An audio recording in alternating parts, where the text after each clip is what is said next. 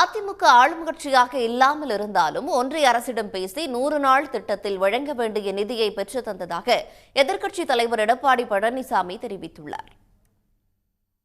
கிருஷ்ணகிரி மாவட்டம் சூளகிரியில் பிரச்சாரம் மேற்கொண்ட அவர் அங்கு கூடியிருந்த மக்களிடம் தெலுங்கு மொழியில் வணக்கம் தெரிவித்தார். தமிழ்நாட்டில் அதிமுக ஆட்சி அமைந்தவுடன் தாலிக்கு தங்கம் மற்றும் மாணவர்களுக்கு மடிக்கணினி வழங்கும் திட்டங்கள் மீண்டும் தொடங்கப்படும் என்றும் அறிவித்தார். ஏற்கனவே 100 நாள் வேலை திட்டத்தில் பணிபுரிந்த ஊழியருக்கு முழுமையா சம்பளம் கொடுக்கறதில்ல, அதுவும் நின்று போச்சு.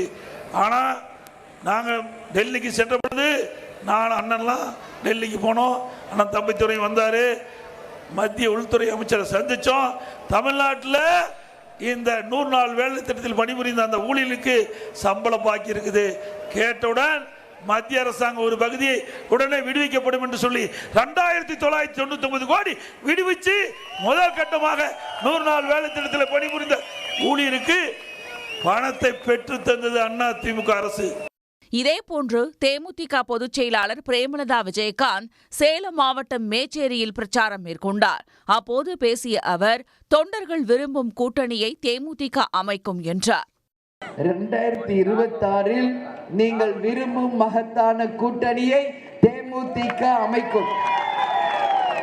அந்த கூட்டணி ஒரு வெற்றி வேட்பாளரோடு வந்து மேட்டூர் தொகுதியை வென்று நிச்சயமாக மேச்சேரியை உங்கள் விருப்பத்துக்கு தகுந்த மாதிரி தனி தாலுகாவாக கொண்டு வர எல்லா முயற்சிகளையும் நாம எடுப்போம் என்பதை இந்த நேரத்தில் தெரிவிக்கிறேன்.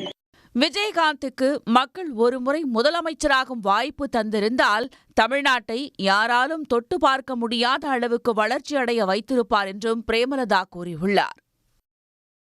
உடனுக்குடன் செய்திகளை தெரிந்து கொள்ள சன் நியூஸ் பெல் ஐகானை கிளிக் பண்ணுங்க.